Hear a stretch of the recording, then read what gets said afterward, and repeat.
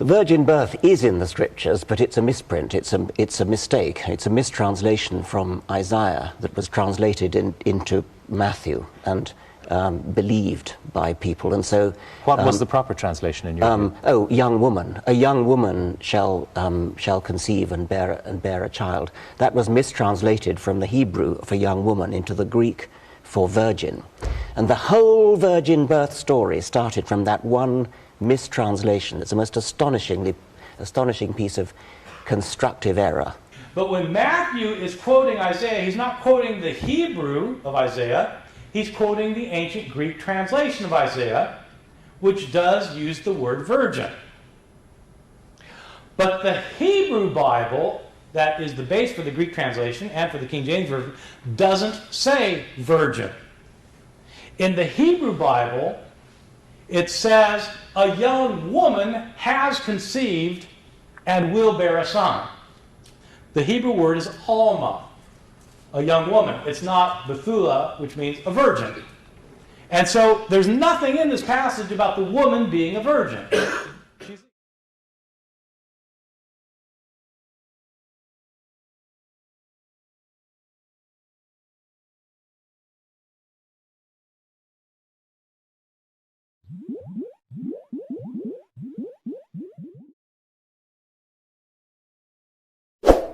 Reminder to hit the subscribe button below and turn on the notification bell to stay up to date as new videos come out.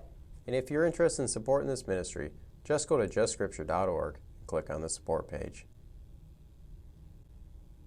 In parts 1 and 2, we address the critics' typical attack on the virgin birth narratives by claiming that Matthew and Luke borrowed this concept from surrounding pagan myth stories, and/or that both the narratives stand in opposition to the rest of the New Testament writers' so-called silence on this doctrine. These claims stem off of how critics date the composition of the New Testament books, and then by placing Paul's so-called authentic epistles much earlier than that of the Gospels, that this then creates a large enough gap in time for critics to say that Luke and Matthew employed a pagan myth story into their narratives. This was easily shown to be bunk after looking into what Paul, Mark, and John actually wrote, and we saw that all three of them actually affirm the virgin conception and incarnation of Jesus. So, with those arguments done away with, is that we now turn our attention to Isaiah 7:14. Here, critics, both secular and Jewish, essentially declare that Matthew completely botched its use on Jesus. Basically, they're saying Matthew went rogue, and then by implication, Christianity itself really isn't a Jewish-rooted religion, but at best a Jewish cult. But before diving into Matthew's application, let's ask a couple simple but maybe thought-provoking questions here. First, if Matthew didn't bring up Isaiah 7:14, does it change anything about his or Luke's virgin birth narratives?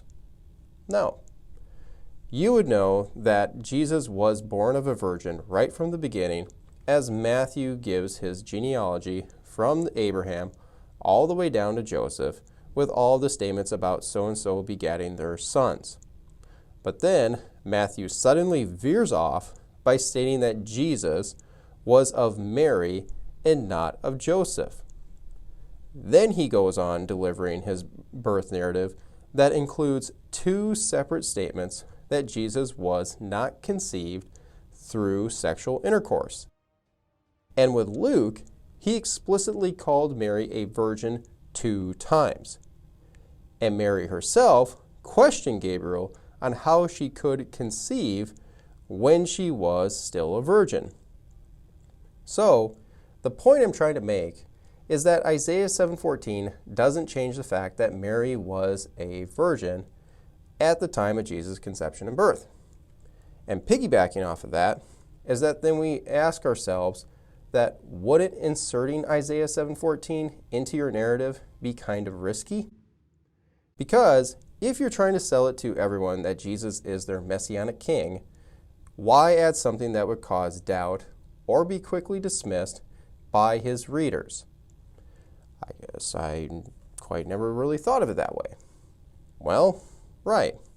Because you want them to get to page 2 in your book.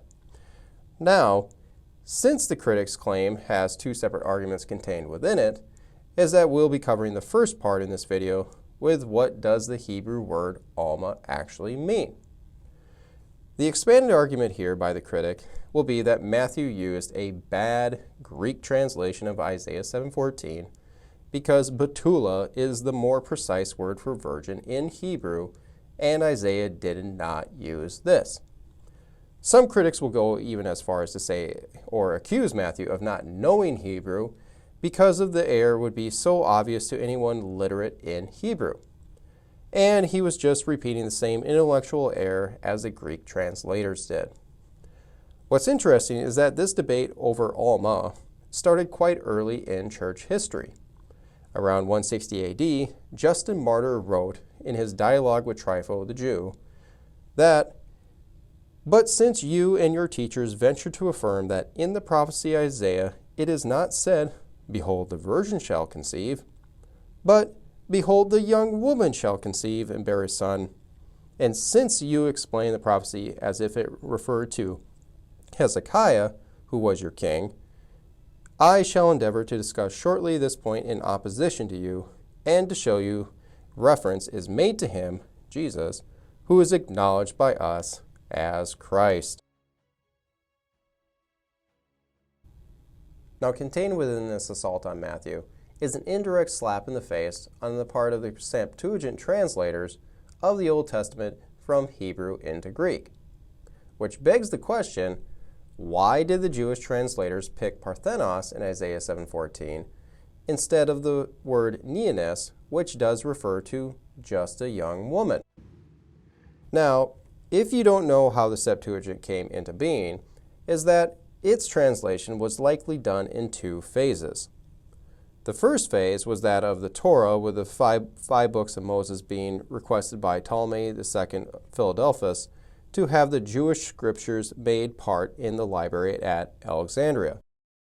Then, somewhere between 200 to 50 BC, the rest of the Old Testament was translated.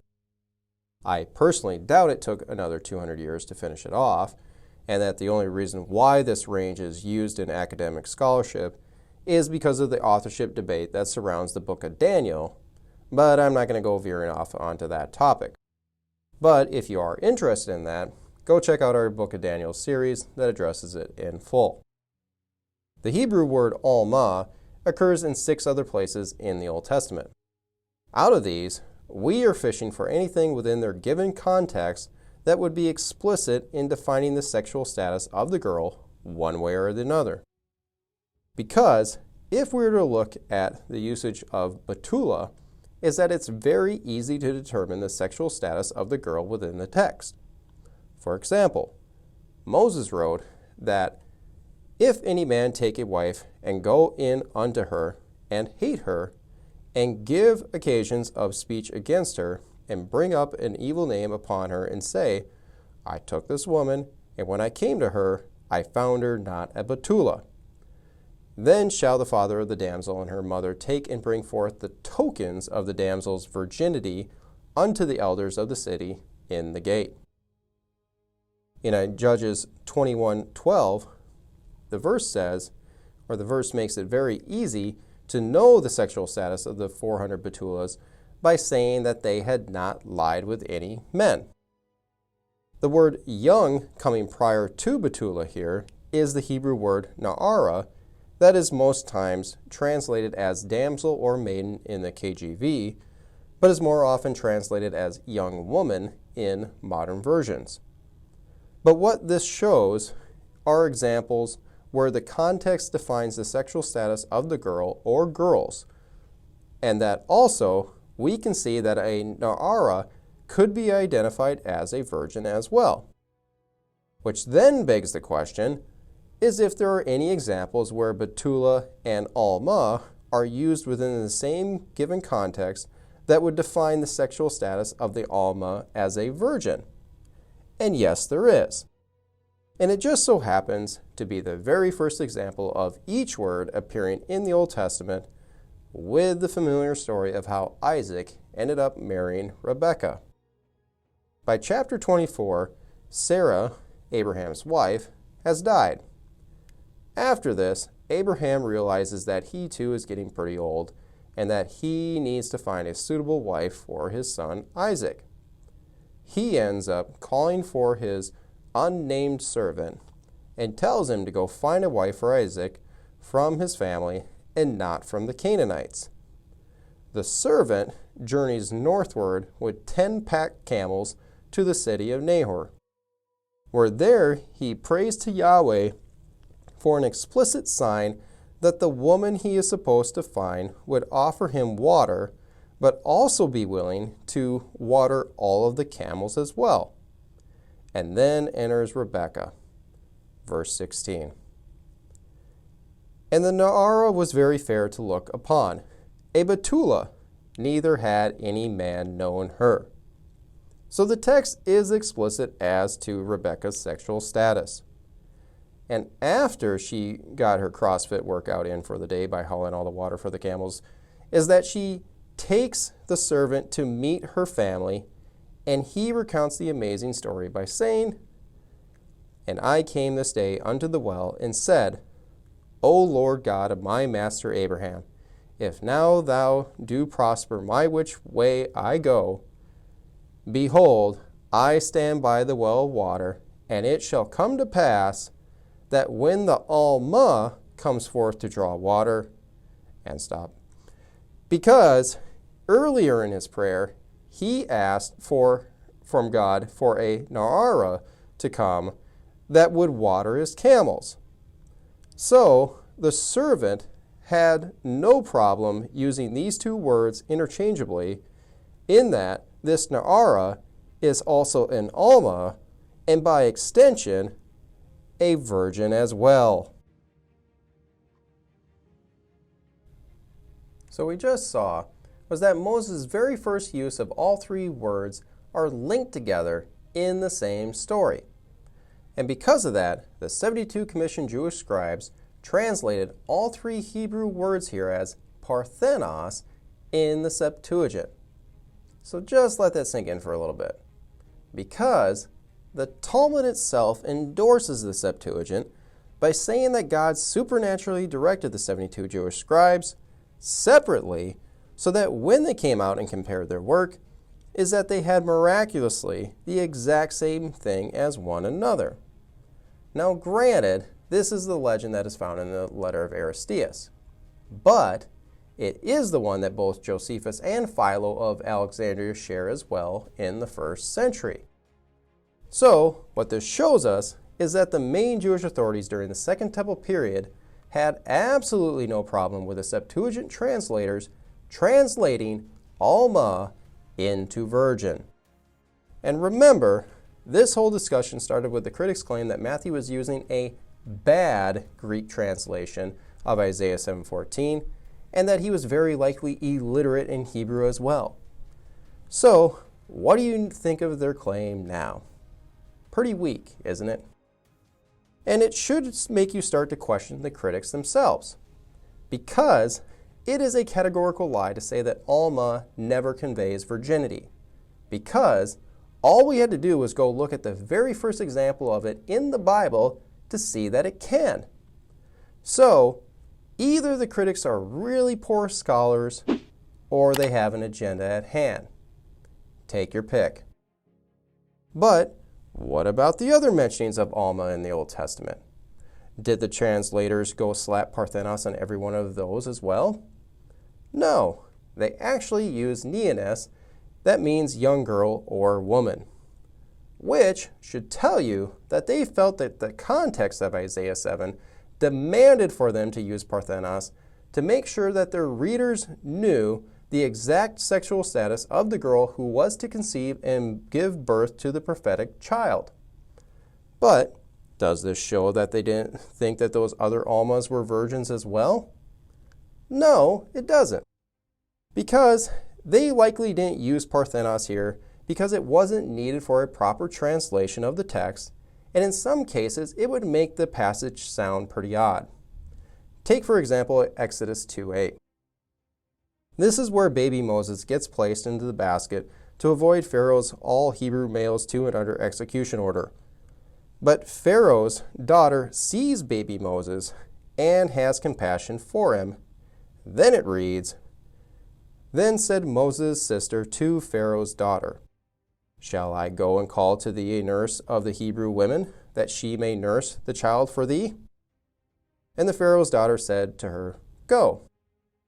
And the almah went and called the child's mother."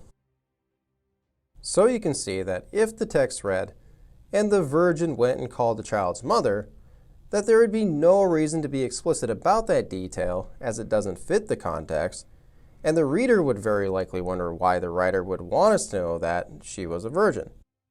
Now, does that rule out the possibility of her being a virgin? Obviously not.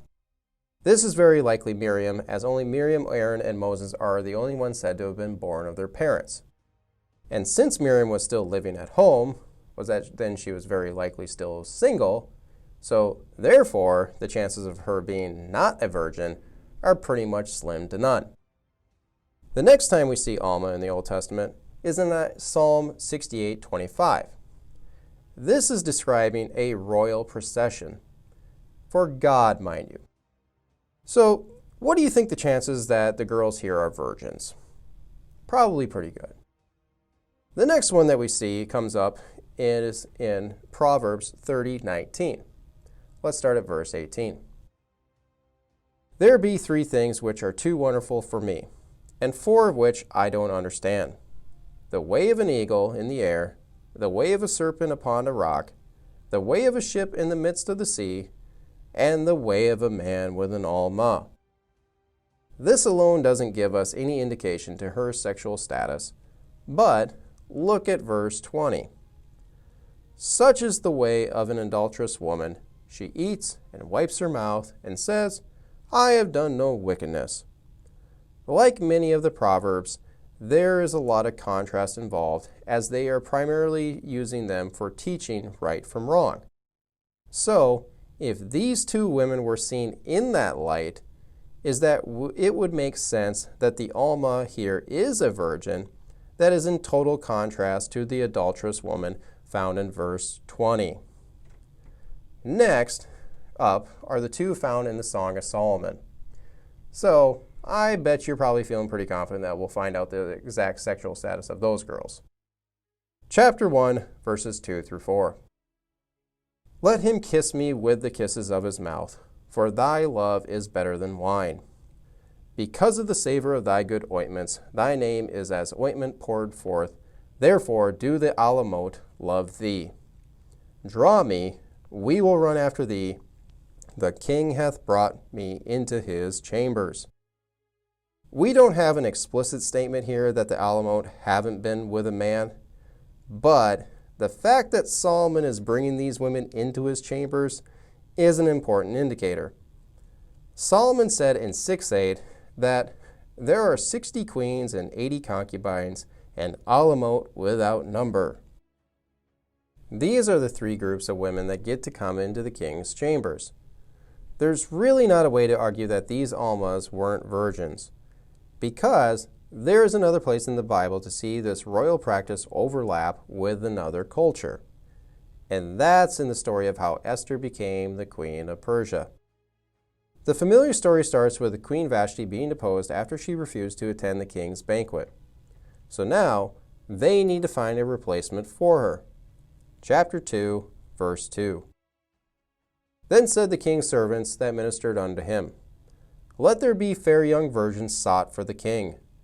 And let the king appoint officers in all the provinces of his kingdom, that they may gather together all the fair young virgins into the palace in Shushan, and unto the custody of Haggai, the king's chamberlain, keeper of the women, and let their things for purification be given to them." So you can see the overlap between cultures here with a purification period for the virgins, where one of them will be made queen. Verse 12. "Now when every maid's turn was come to go to King Ahasuerus, after she had been there for 12 months. Now, we already know that the girls here are virgins, but Why add the detail about waiting a whole year? Because that was the pregnancy test in those days. Then it goes on describing how they were purified for 2 6-month blocks with oils and perfumes. Here again, we see the cultural overlap with the virgins being purified and examined before they get to go into the king's chambers. Verse 13. Then thus came every maiden unto the king. Whatsoever she desired was given to her to go with her out of the house of the women unto the king's house. Notice how it describes her leaving the house of the virgins and going into the house of the king. Verse 14. In the evening she went, and on the morrow she returned into the second house of the women, to the custody of Shaashgaz, the king's chamberlain, which kept the concubines. She came unto the king no more, except if the king delighted in her, and that she were called by name. The big thing here for us is to recognize that after her night with the king is that she did not go back to her virgin-only dormitories, but went into the second house of the women that was for the concubines. But in Esther's case, it says, So Esther was taken unto King Ahasuerus into his royal house in the 10th month, which is the month Tebeth, in the 7th year of his reign. And the king loved Esther above all the women, and she obtained grace and favor in his sight more than all the virgins, so that he set the royal crown upon her head and made her queen instead of Vashti. The large takeaway here is that there are 3 categories of women for the king. First are the virgins who live in their own separate purification house. Second are the concubines who have slept with the king at least one time. And third are the queens who have slept with the king as well, but were chosen by him to be elevated to full royal rank. And what we see in the case of Solomon is the exact same 3 categorical division of women found in the song that without question defines the alamot as young virgins. As you've clearly seen, the usage of almah in the Old Testament does in fact bring with it the understanding that the girl or girls are in fact virgins. None of those texts even came close to alluding to the contrary. Rebekah was flat out called a virgin, and no doubt Solomon's alamot were virgins as well.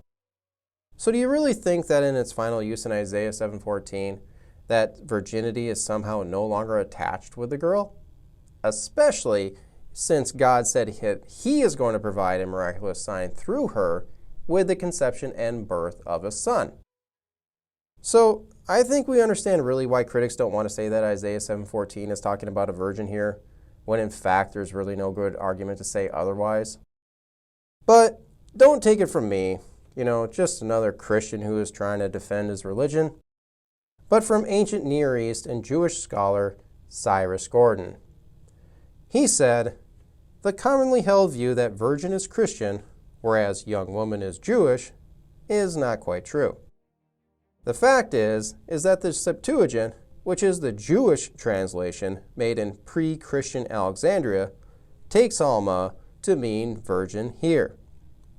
Accordingly, the New Testament follows Jewish interpretation in Isaiah 7:14.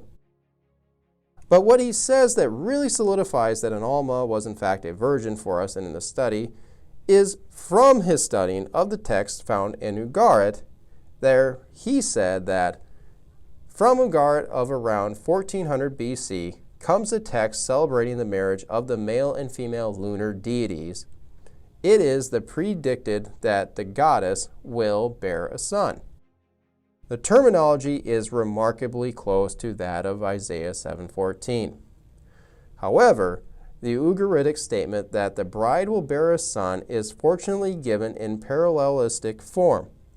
In 77:7, she is called by the exact etymological counterpart of Hebrew almah, young woman, and in 77:5, she is called by the exact etymological counterpart of Hebrew betula, virgin.